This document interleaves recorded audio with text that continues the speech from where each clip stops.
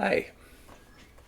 In William Schnell's book, Jehovah's Witnesses Errors Exposed, he's got in chapter 2 to the subject of denominations or gifts of diversity, the exact opposite of what we were taught as Jehovah's Witnesses. Unity, uniformity is, of course, what we meant, but we called it unity.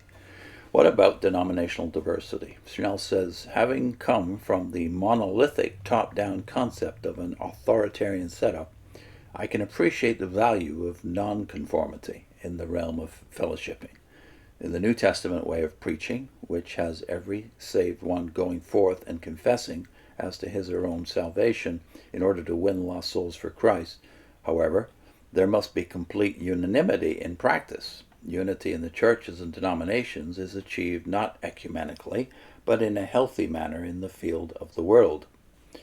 During question and answer portions of my meetings, I always allow open questions, shot right from the shoulder. This permits me to come more quickly to grips with what is in the mind of my hearers. I am often queried by attending Jehovah's Witnesses, and often also by other exclusivists. Now that you are no longer belonging to the Watchtower, how can you pick the right denomination? Of course, this is often meant to be a leading question designed to entrap me.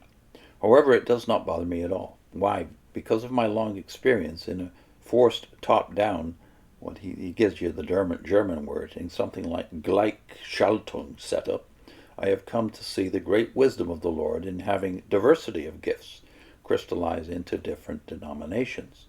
This is all based on 1 Corinthians 12:5, by the way.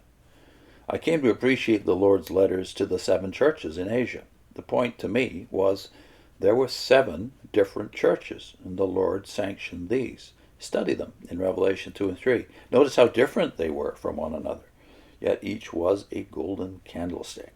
Of the 7 churches, only one, that of Laodicea, was spewed out, and still promised for salvation by way of repentance is made also to them.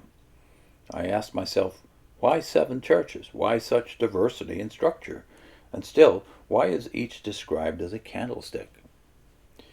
This is the very thing I have verified in my communion with modern denominations, at least the 38 in which I served. There is great diversity in practices, in techniques, even in interpretations, all caused by man's inherent proclivity for adaptation.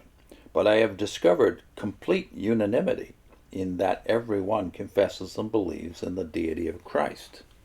Thus, such questions about denominations do not bother me at all. The Holy Spirit has shown me historic Christianity as a true Magnificat, useful across time and space, completely adaptable to all nations, kindreds and tongues, to all types of humanity, even the most unique individuals preferring the oddest kinds of garb.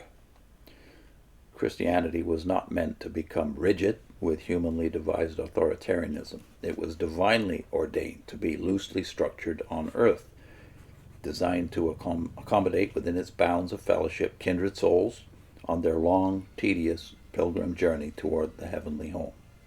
I simply answer the question about denominations with the same insight another heretic, Augustine, found.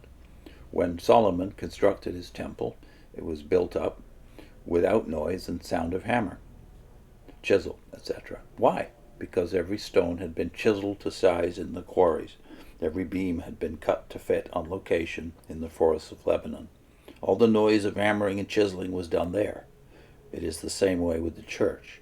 When it is completed in heaven, where it becomes the heavenly Jerusalem, there will be no division, no strife, no testing. It will be cemented with love and in quietness. All the hammering and chiseling, which is done here on earth, is done in the various denominations. And there, in heaven, it will have come to an end. Of course, being Lutheran, at least in his training, he thinks of heaven as the destiny of all Christians. Now, Christians do differ on that one, by the way. Thus, I conclude my reply to the questioning Jehovah's Witnesses. Let us have a vision of the completed church in heaven as we come out of the Watchtower slavery. Let us seek in various churches or denominations such a church home which will make for our peculiar kind of uniqueness a happy place in this strange pilgrim land as we travel on to Zion, our mother which is above. Make sure, though, that the church you select is a golden candlestick, is based on the rock, our Savior, God, Jesus Christ. that it is fundamental, and that it teaches the Word of God and preaches the gospel of Jesus Christ. Now, it's far more the case in America in the 1950s, of course, than it is now. Going from denomination to denomination, I marveled at the manner in which the Lord worked through many different churches his wonders to perform. My appreciation for historic Christianity deepened. Do I consider Christianity divisive? No. It is just blessed with such a superabundance of diversity of gifts that no one group or segment can contain them all. How wonderful is historic Christianity, which already on this earth contains so many different mansions, presaging our future home in our Father's house of many mansions. How wonderful that so many different fellowships for edification exist, that no one, not even the most unique of humans, can fail to find a place suitable to his peculiarity, to become in practice fitted for heaven, our future home. More to come in this chapter 2. I'll put in a link in the meantime to Oscar Cullmann, a famous Reformed theologian on the same subject as here. Christian unity in diversity, or by means of diversity. See you next time.